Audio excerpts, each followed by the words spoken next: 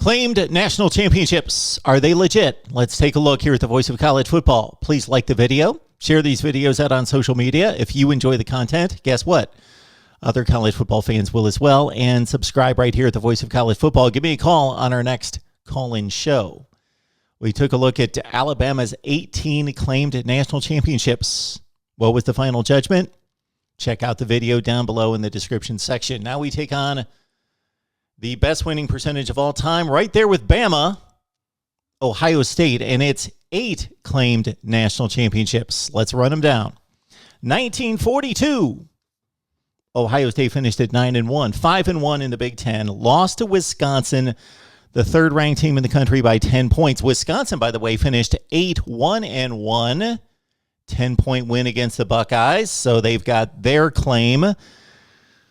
Ohio State defeated number 9 Michigan at the end of the season. All right, then we've got all sorts of oddball type of teams, not to discredit or disrespect them, just not teams that are currently in the mix or disbanded shortly thereafter. If you understand what was going on during World War II, there were teams that were formed for just a few seasons, and they were pretty legit teams when it comes to the talent collected on those teams, but it's just difficult to judge based on schedule.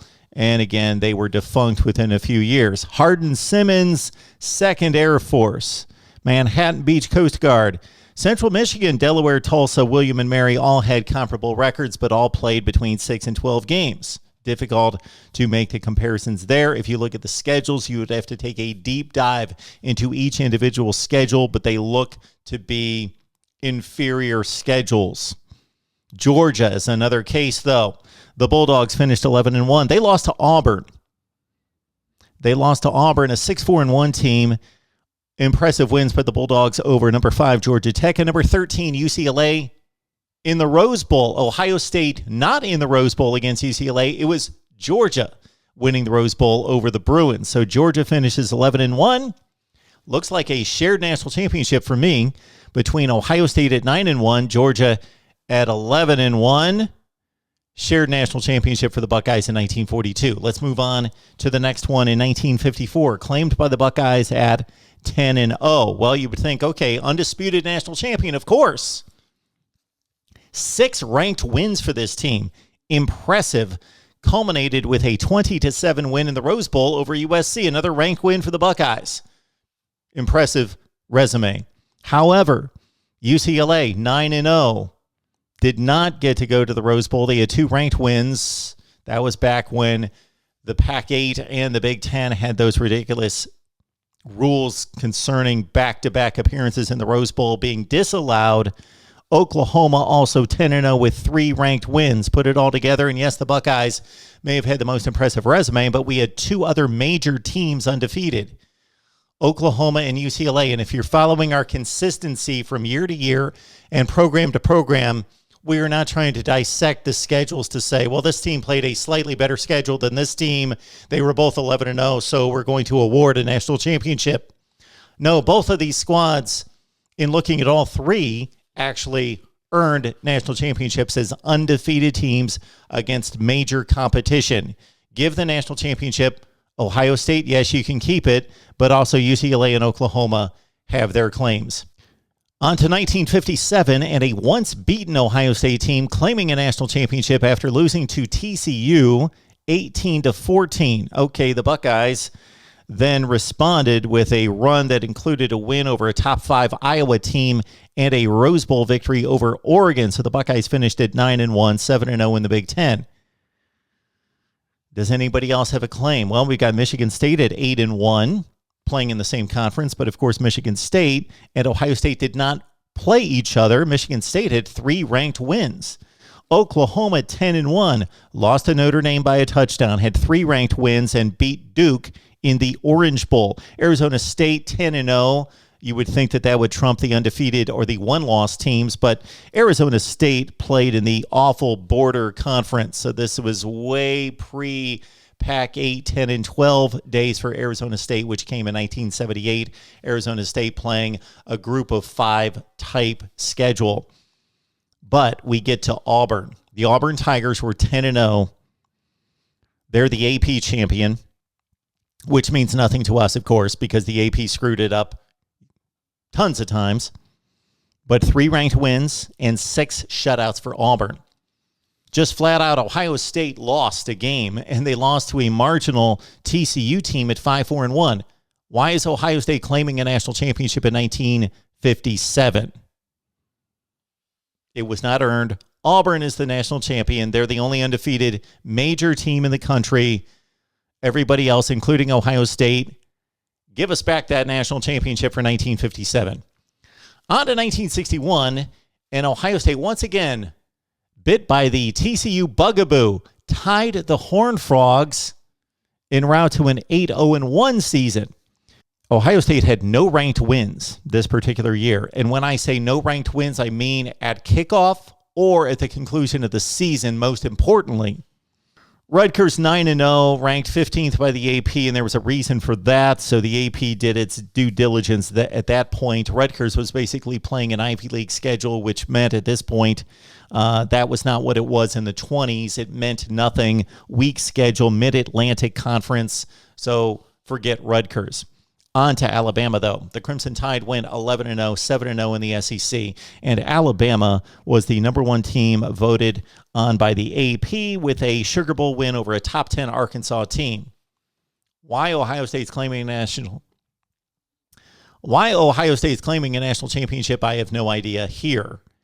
If the tie were against a top-ranked team, then we might make a concession, and you will see that in other videos concerning other situations, other years, other teams, in which if a team tied or lost an epic battle against one of the best teams in the country and had a better schedule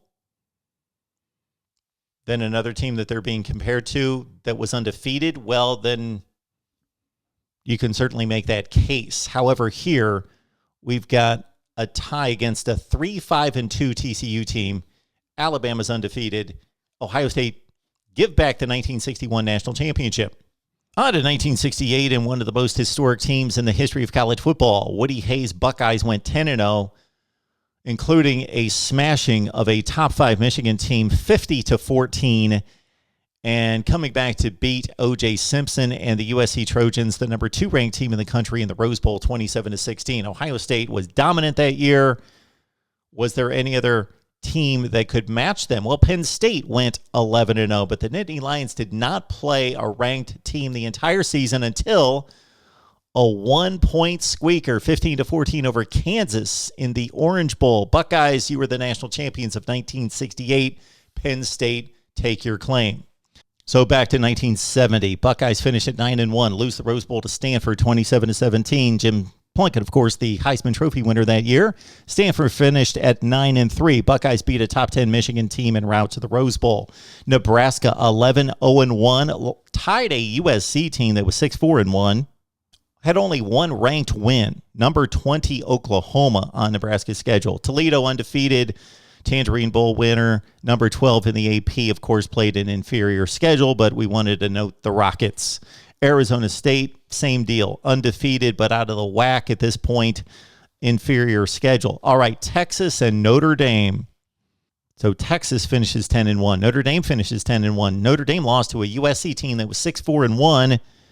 So 1970, Nebraska was the only team in major college football to go with no losses. The tie against USC doesn't look great, but consider that USC was good enough to beat Notre Dame and third ranked at the time of the game, and Nebraska had 4 ranked wins, including LSU in the Sugar Bowl. Ohio State, your claim for a national championship in 1970, invalid. On to the 2 most recent acclaimed national championships for the Buckeyes, 2002, 2014. 02 BCS format. Ohio State, Miami, both undefeated, meet in the Fiesta Bowl in an epic game. Buckeyes finished the season at 14-0 with 5 ranked wins. A lot of squeakers, but that doesn't matter. They won the games 14-0. Very difficult schedule, and 14 games played with no bye weeks. Ohio State's the obvious national championship outright. On to 2014, our first year of the college football playoff. Of course, controversy involving a number of one-loss teams. I don't know why Oregon and Alabama are left out of the controversy. They also lost one game, just like TCU, Baylor, and Ohio State. Buckeyes won the Big Ten championship, second or third best conference in the country, march on to beat the two supposed best teams in the country, the top two seeds in Alabama and Oregon. It's an impressive run for the Buckeyes, and it's a legit national championship, of course, in 2014. All right, those are the claimed national championships. Ohio State claimed 8. We knocked off 2. They're down to 6. But what about those seasons in which they could claim national championships?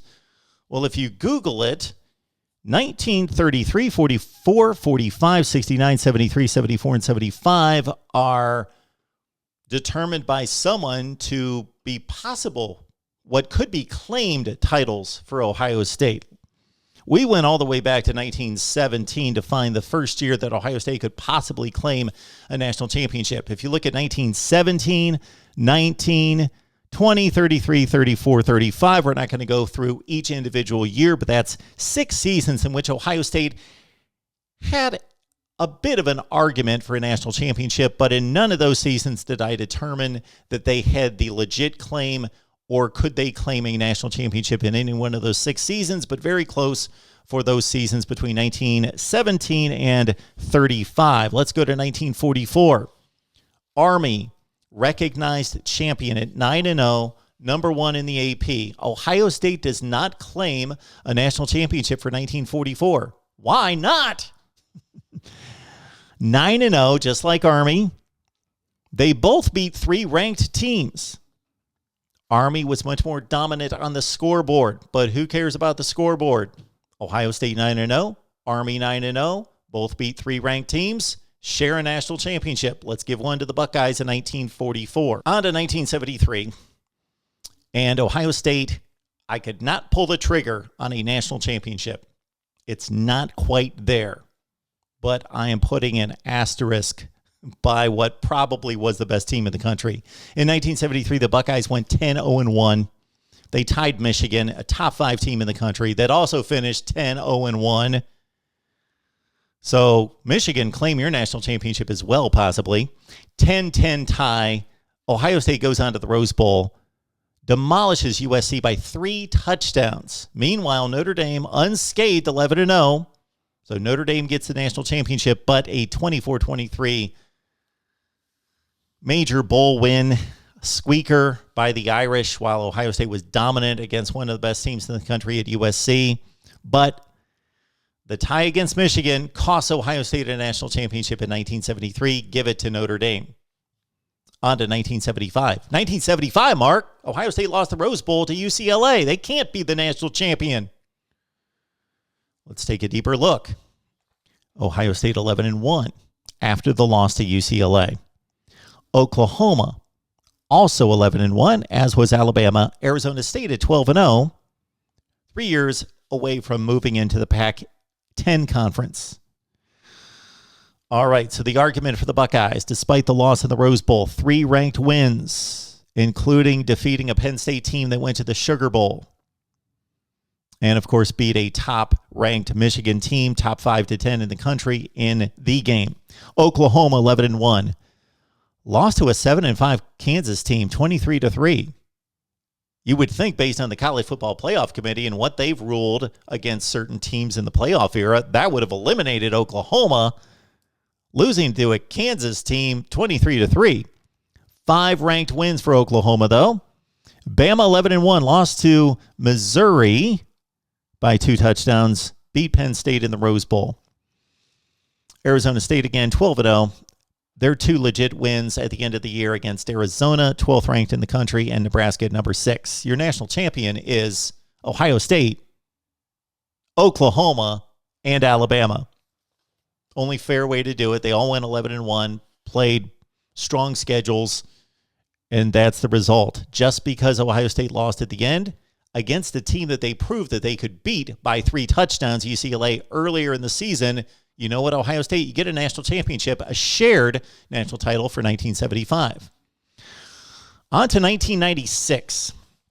Florida, the recognized national champion.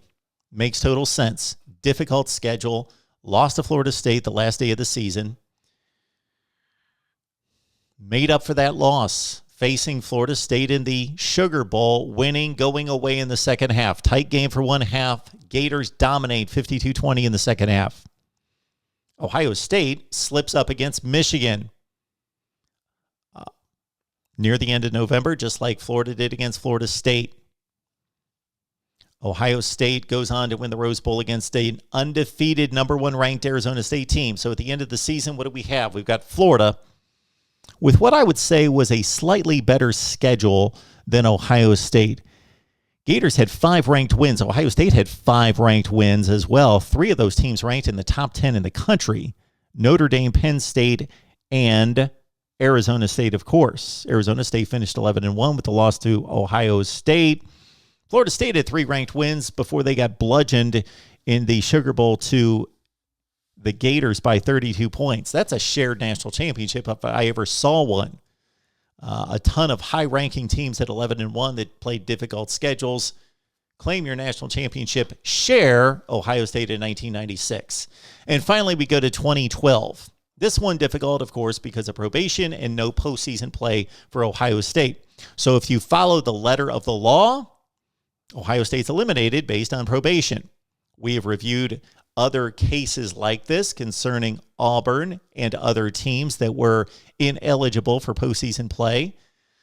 Considering where we stand in college football right now and what put Ohio State on probation, it's beyond a joke. It's absurd, of course. But we were at a day and time where the rules were different, the guidelines were different, and Ohio State was placed on probation. That team went 12-0. Had there been another undefeated team in college football that won a conference championship game, that won a bowl game, they certainly would have proven to be definitively the national champion. Had Notre Dame defeated Alabama in the BCS championship game, Notre Dame, national champion outright. However, we've got a situation where the national champion that's recognized, Alabama, lost a game to Texas A&M. Oregon could make a claim of sorts. They did not win their conference, but they had the same record as Alabama, 1 loss, and won a major bowl game. So, since we've got an undefeated team at Ohio State, and we've got no other undefeated teams in the country, share your national championship, Ohio State. Make a claim to it in 2012. So, Ohio State loses 2 national championships. I think we justified those. We also justified 1944, 1975, 96, and 2012. And shoot, you could make a claim for 1973, but we'll pull back on that one. So add 2 for the Buckeyes. It's a gain of 4. It's a loss of 2. The net is 2 for Ohio State in national championships.